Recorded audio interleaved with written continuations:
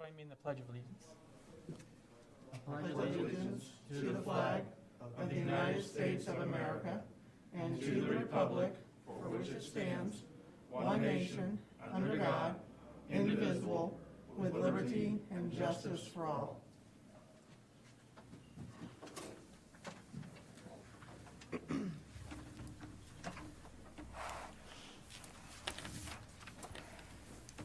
Good evening. I'd like to welcome everyone to the Board of Trustees meeting for the School Town of Speedway for February 9th, 2021. We are working from a 9-item agenda, and the challenge we have is that there is a basketball game currently ongoing in the room right next door, so we apologize for any confusion and noise in the background. The first item on the agenda is to approve the minutes for January 12th, 2021's meeting. Mr. President, I move that we approve the minutes from the January 12th meeting. We have a motion? I'll second that. We have a second. Is there any discussion? All those in favor, please signify by saying aye or raising a hand. That is 4, and no one against. So 4, it passes 4-0. The second item on the agenda is to approve an agreement for FFCRA. Mr. Superintendent. Thank you, Mr. President. The recommendation is to approve the MOU for the Families First Coronavirus Response Act. This started way back in March 13th of 2020, and we're still dealing with this in 2021. But this allows us, and our goal is to take care of all of our employees until the pandemic throughout this contract year is over. So my recommendation is to approve the extension of the MOU for the FFCRA. I'll move that we approve the agreement for the Families First Coronavirus Response Act. Okay. I'll second that. Okay, the motion's been moved and seconded. Is there any discussion? Hearing none. Oh, I was just going to say, this is something that we had to work with the teachers on. Dr. Trebley, is that correct? Yeah, we sent this out to Jeff Mahan, and he said, thank you very much for even considering this, and the Teachers Association. Not all schools are approving these things right now, and we want it, from day one, we've all said as a board, as administration, we want to take care of our people. any further discussion? Okay, would all those in favor please signify by raising a hand? That's 4-4. Any opposed? And it passes 4-0. The third item on the agenda tonight is to approve an agreement with the Speedway Police Department. Mr. President, the recommendation is to approve the agreement with the Speedway Police Department. Each year we go through this as we hire an SRO, and it's been around for, I believe, about 8 years. The contract in front of you allows us to continue that partnership, and it's been a great partnership with the Speedway Police. Mark Jones is retiring here in a couple months, April 23rd to be exact, on his birthday actually. So he's been with us as long as I've been here, since 2014, and I think he was here the year before. So we'll miss him, but we're working on whoever the next person is. I'm sure that once we get to that point, we'll be very happy with that. So again, the recommendation is to improve the MOU with the Speedway Schools and Speedway Police Department. Mr. President, I move that we approve the agreement with the Speedway Police Department for the SRO. Thank you. And I'll second. Okay, is there any discussion on this? I'd just say thanks to Officer Jones for his service to the district over Yes. the years. That's been very much appreciated. Yes. So this agreement will continue the police department assigning us a full-time police officer for the school system? Is that correct? This agreement continues us Agrees, yeah, For with the full-time, Speedway Police Department. even with yes. his retirement? Oh, yes, yes. Okay, thank you. Is there any further discussion on the issue? Okay, then if all in favor would signify. And opposed? And that item passes 4-0. The fourth item on the agenda is to approve an agreement with the interim medicine and also with Shalom. We have a good plan in place for when teachers are absent. Even when administrators are absent, we can call the sub list. We can call, we have an administrator assistant substitute right now that we're calling if needed, Ken Hall. We also have other groups such as Shalom, who we use for our nurses in the elementaries and the junior high. And when they don't, because we're under contract with them, if someone doesn't show up as a nurse, it's their responsibility to continue to look for a nurse. We do have our own employee, Kenna Allison, at the high school with a nurse, that when she's not here, which, knock on wood, since 2014 I've been here, she might have missed a couple days out of all those years. We did not have a great plan for a replacement nurse under these circumstances. What this allows us to do between Shalom and interim healthcare allows us to use these groups to get a substitute nurse for a pretty good price for per day. And we've used Shalom already because of Ken Allison being out, or because of, if any issues happen with that situation, we can use these in the future. So my recommendation is to approve both agreements with Shalom and interim healthcare. Thank you very much. I guess we need a motion first. I move that we approve the agreement with interim medicine and Shalom. I'll second that. Thank you. Motion's been made and seconded. Any discussion? Yeah, is this two agreements or is this one Yeah, agreement? it got interesting. If we had somebody that was going to be gone, such as our high school nurse, Shalom could only cover us so long, because in today's world, the substitute nurse, we're having problems filling the substitute nurse of the substitute nurse. One day we had about 4 deep layers of who was going to be here for that. So we have a layer of Shalom for 4 weeks. After that expired, they just had IPS open, and they served those students too. So they had nobody extra to use, or they had nobody to come to the high school. So we had to move to Part B and C, which was interim. And it's a struggle still to find nurses. So if anybody in the community would like to contact me for a school nurse, please do so, along with custodians and cafeteria and substitute teachers. Quick plug. Yeah. So the addendum is the Correct. Shalom The aspect. addendum is the 4 weeks, and the interim is a year, but it's when we need it. It's Yep. purely when I call them. It's Yep. a 1-800 call sub nurse. And so we pay nothing except for when we use their service. Only when we use them. That's correct. Thank you. Any further discussion on the issues? Okay, then, let's vote to approve the agreements for interim medicine and Shalom. All those in favor signify, please. And those opposed, and the motion passes 4-0. The next item on the agenda is the fifth item, and it's a report on the hiring process.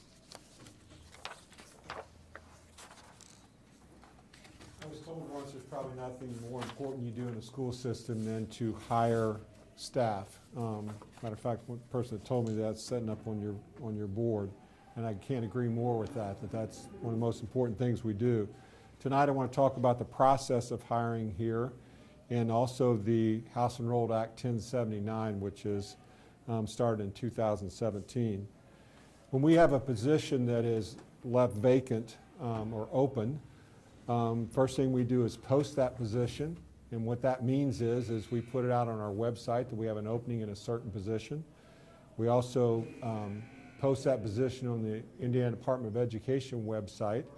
We've also sent in cases to universities and letting universities know that we have some certified opening. But when I'm talking about hiring staff, it's not just teachers, it's all staff. So when we post those positions, and lately we've been posting them to the local websites. The town has helped us with also trying to find some of our classified personnel.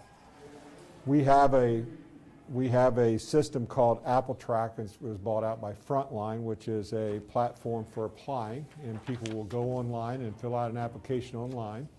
When I first started here, we'd fill out paper application, and now it's an online application. And on that online application, they fill that out completely, and there's questions they ask about, and they can submit things like their resume, and they ask things, have you ever had any type of background that we would want to know prior to hiring you. We'll then review those applications and select candidates to interview. It is a law that we check reference on each one of our people that we hire, no matter what level or position that is. And it's also a statute that not only do we check a reference, but we'll check a previous employer, whether they list those as a reference or not. So we'll do reference checks on each one of those by making phone calls to those places where they worked prior. Then there's a meeting with me. All employees meet with me, whether they're big cafeteria workers or teaching staff, and we fill out paperwork at that time. Paperwork as far as insurance, or there's a thing that they need to say that they will agree to a limited criminal history check, and I'll get into that, an expanded criminal history check, and a child protection index check. Once we've gone through those things, then there's a recommendation for approval that I would bring to the board, and the board is the final say is whether we hire these people or not. When we hire someone, and again, I don't care if that's a classroom teacher or if they're a cafeteria worker, they have to go through a criminal history check. And there is a limited criminal history check, and just what that means is they do a search in the state of Indiana, in any county that a person would live in. So it's a state police check. That's what the limited check means, that it's just in the state of Indiana. There's an expanded criminal history check, which would go nationwide, and it would go to every state and every county in every state, so that there's an extended check for background of people. And we do this with a company called Safe Hiring, which, by the way, is the top U.S. Screening of applicants in the country. And most schools use the Safe Hiring Solutions as their screening company. And they also start doing a child protection index check. That was started in about 2016 is when they started doing that. But a few years ago, House Enrolled Act, actually 2017, House Enrolled Act said that you had to do a criminal history check on every employee every 5 years. So we currently have done everyone in our school district. So I was hired prior to that House Enrolled Act. And so I had to go through a criminal history check as a person that's been here for a long time. I had to go through a criminal history check. So every one of our employees do that now. And we on a rotating basis so that we do that every 5 years. If you're coming to us as an employee, and a potential employee, then you pay for that criminal history check on yourself. And everybody we get that criminal history check before you start teaching with us. So it's a pretty extensive background check on each one of the people that would possibly be employed by Speedway schools. Is there questions that you have about our system of hiring? When that law was first enacted, did we check everybody the first year, and then after that it's like a fifth of them each year then? Is that? We did, and thank you, board, because that was a very expensive undertaking for us to check the background of every individual in our system, not just teachers, but every individual that was in our system. We did that for, and then the following year, some people got it almost 2 years in a row, because then we started the process of doing 1/5 of our employees every 5 years. So, yes. So And when I don't that know started, the answer to this, but did most schools do it that way? It was statute that you had to do it. Okay, everybody had to be tested the first year in every Had- school. Had to be tested, yes. Okay. House and Rolled Act said you had to do that, and you had to do it once every 5 years. It wasn't a practice that the school system paid for those. There are some school systems that didn't pay for those, because it wasn't a statute, you had to pay for them. So some employees that had worked for schools for many years, all of a sudden had to pay for a criminal history check in that school system. And thanks to our board, you guys allowed us to pay for that for our employees that have been here for many years. So this is the automatic, every year, no matter what, rolling, continued check on our employees. What's the procedure if something triggers the need to look into, triggers a report of a problem with an employee? Two things with that. One is, it is also a statute that you have to self-report. So if you've done something that is, that needs to be reported, and so what would those things be? There's a list of things that are absolute that you must report, and that is crimes against persons, drug-related crimes, job-related crimes, repeated arrests, offenses that pose a risk to children, any child protection acts that would be involved, you must report those. If we had any indication that something was going on, or if we got a hit, and when I say a hit, that's probably not a very good term for that, but if we run these criminal history checks and something comes up, we get to see that. I get to see that. Dr. Trebley gets to see those situations. If we had someone that came up that was one of those things that I mentioned, that person wouldn't be employed for us. But if a person would mark on their application that said, I've never had any of these things happen, I've never been arrested, I've never had anything, and it specifically says on the application, has the thing been expunged? If it has, you need to report that. You need to let us know that. So if we have found out an employee we find out once we've run this check that, wait a minute, because you don't have to do this before they are employed. You have a 30-day window of opportunity to get this back, which many times, when every school in the country, in the state of Indiana had to do this, it backed up. It backed up so that it was many days before we could get these things back. So, but if something comes back that there's a hit on, and we bring the person in and say, there is something in your background that you didn't tell us about, and it says on your application that you didn't do that, you didn't tell us, then we let that individual go because they falsified an application. And that has happened. That has happened to us. What about a situation if someone makes a report about a teacher, so in between checks of things, or?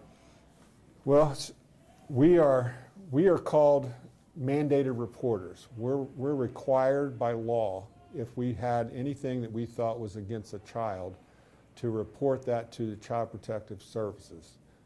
Every teacher in our building, all employees. So part of my enrollment process for a new employee is I go through a thing from Child Protective, and I highlight something that says, you are now a mandated reporter because you work in a school system. And if you see something, or you hear something, or you know of something, stop what you're doing and report that to the Child Protective Services.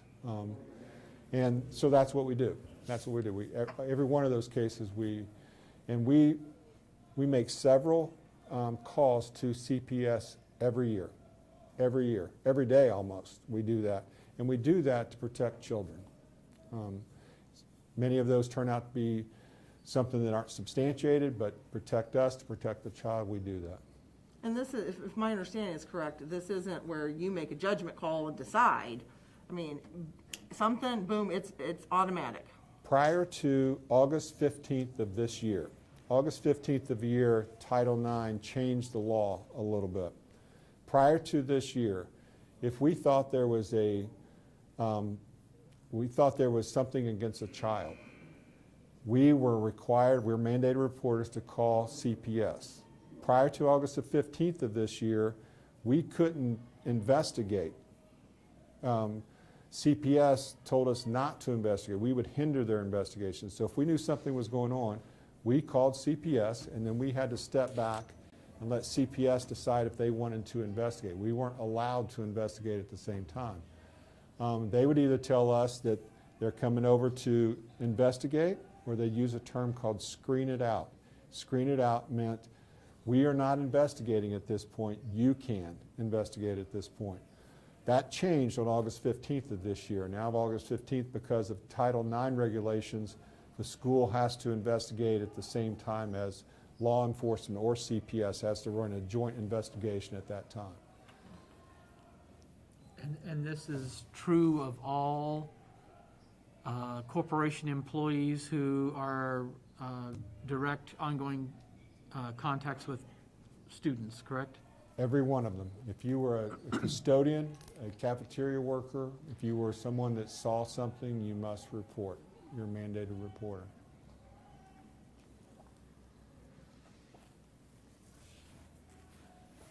And I think it's important to note that this is for the protection of the child first. Absolutely. Absolutely. For the, you know, one of the things we want to make sure of is that our environment, we talk about all the accolades of what we do academically, but one of the things that we are committed to is make sure that our environment here is safe for our kids, for our employees. And the way we can do that is if we do see something. That's why that I painstakingly go through this one-page document with all employees and say, take this with you because I highlight you are a mandated reporter. If this happens, you must do that. And I do think the change in the law since August 15th allows us now to tell parents we have contacted Child Protective Services, so we've contacted authorities. Before August 15th of this year, we couldn't do that. We couldn't do that. So, okay, so I maybe I misunderstood that. You, before August 15th of this year, if I came and made a report to you, you couldn't even tell me what had gone forward with that, what had happened, or that you had called the authorities. That is correct. That is correct. What I could do is say I've contacted authorities, but I couldn't tell you what those authorities were. Gotcha. And the authorities could be all sorts of things. It could be Child Protective Services. It could be local law enforcement. It could be. So, yeah, I couldn't do that before because that would hinder the investigation. But some things have happened that have changed that, which I think is a good change.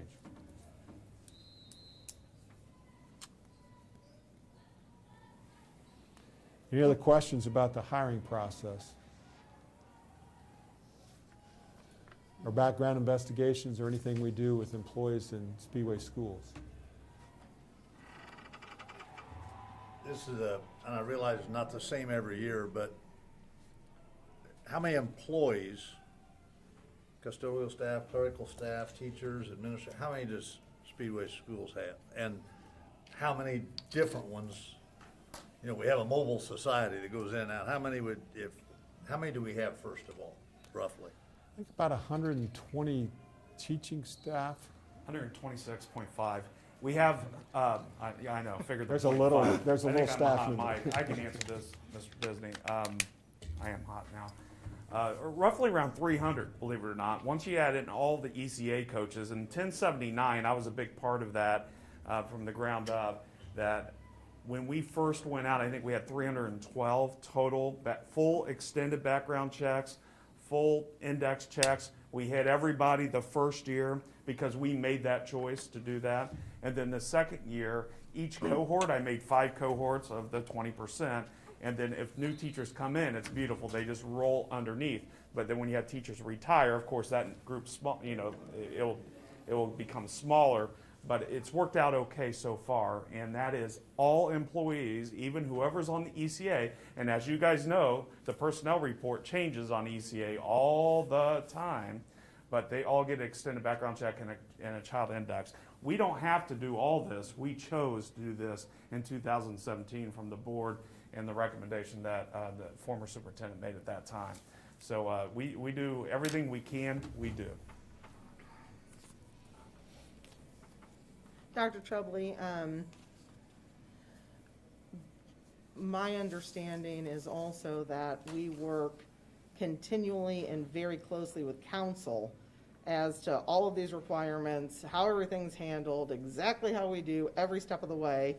And is that accurate? Yeah, in recent events, typically together we've spent decades as building principals. You'd report, and you just let the authorities do their thing, step out of their way. In recent events, we report, and we contact our legal advisors of our attorneys to make sure they know what steps we've taken, and each step along the way, especially in the last recent time, they've advised us what to say, when to do it, and because it is in the legal system right now, it's civil and the criminal side, and the last thing we want to do is hinder that case. So it's almost, we're very cautious, as they say, abundance of caution right now to make sure that we do what we're supposed to do, and I understand the concerns on the other side of that too. Are there sections of the Indiana Code that dictate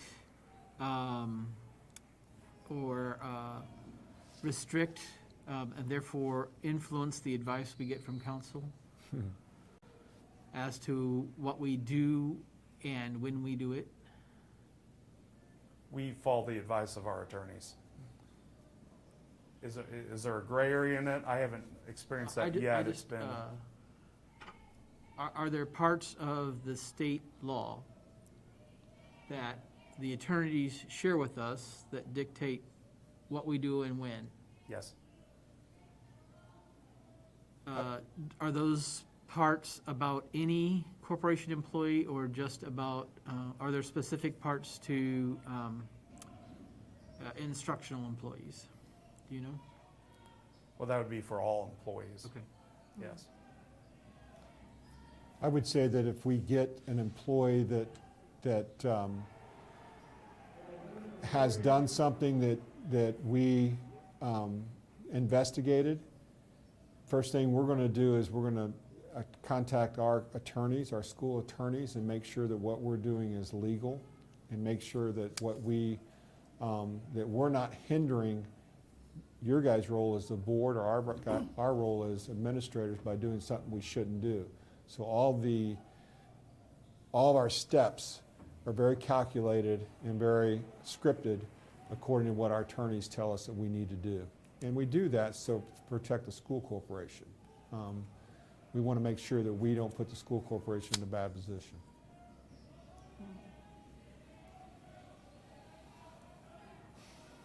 Thanks for, I don't have any other questions, I don't think. But I appreciate just having some things cleared up. Thank you. Thank you. Luke, any more questions? Yep, I'm fine. Thank you for that report. The sixth item on the agenda is the acknowledgement of grants received. We received a total of $184,025.71 to Speedway schools. The seventh item on the agenda is the personnel report. Mr. Disney. We have several items on the personnel report for the month of February. We have 3 recommendations for employment, and I can tell you they've all been extensive background checks on each one of those, as we've just gone through. A recommendation is to give a temporary teacher contract to Sarah Benson, to Marvin Montgomery, another temporary teacher contract, and for Nick Beard to be our high school head track and field coach. There's also a request for a disability leave, there, a la the temporary teacher contracts, and that is for Sarah Maple, who's a teacher in our school corporation, for Kylie Monroe, teacher in our school corporation. We have 2 resignations on the personnel report for this month. One of those is Laura Kirkendall. Laura is a teacher at the junior high school, science teacher, and she will be retiring basically at the end of this school year. So she's going to finish out this school year and then resign her position and retire. And then Megan Evans, who was a cafeteria worker for us, and Megan is resigning. Actually, it's a good thing. She's going back to school to get her nursing degree. And then there is a termination of Zachary Stidham. Zachary was recommended for employment last month as a custodian, and Zachary was terminated for lack of job performance. My recommendation is that you approve the personnel report as presented. I'll move that we approve the personnel report as presented. I'll second. Thank you. Is there any discussion on the personnel report? Just thank you to Ms. Kirkendall for her service at the junior high, and I appreciate what she's done for my kids who had her as a teacher. Thank you. I will pass that along. Okay, would all those in favor of accepting the personnel report as submitted, please signify. And opposed? And the motion passed 4-0. The eighth item on the agenda is to recognize any visitors or to handle any other business. Is there any other business for the board? I'd like to make a short statement here at the end. Just to let the board know that I've been speaking at groups in the last few nights and days, and just let everyone know that we are reaching out to parents from our administrators to get input and gather more information on getting to a new communication platform for our corporation. We've used School Messenger and just emails and websites for a long time. And it's time to move to that direction to ensure that we can communicate to our constituents and our parents and community in a better way. So I've been saying that for the last few days. I wanted to make sure you all heard the same thing. We are looking at a new communication platform that we can share what we legally can share at the same token on that. And you know how Speedway, we try to, Speedway Schools, we do it right. We put our thought into it. We do the research, and we'll hopefully have a nice platform here in the near future. But as always, if there's any questions or information anybody would like to share with the school corporation, please communicate directly with school officials. And our number's been the same since as long as the beginning of telephones, probably, 244-0236. We'd be happy to answer any questions. But go to the source and get the truth and the facts of matters. And that's what we tell our students every day in school. So thank you for what you do, and appreciate that. Thank you. Thank you, Kyle. Thank you. because It has been. You've been doing a lot. You've been having to spend a lot of time, outside of all of the things that are going on in the schools. And so we really appreciate that from you. If there's no further business, then we'll adjourn to approve claims and sign awards.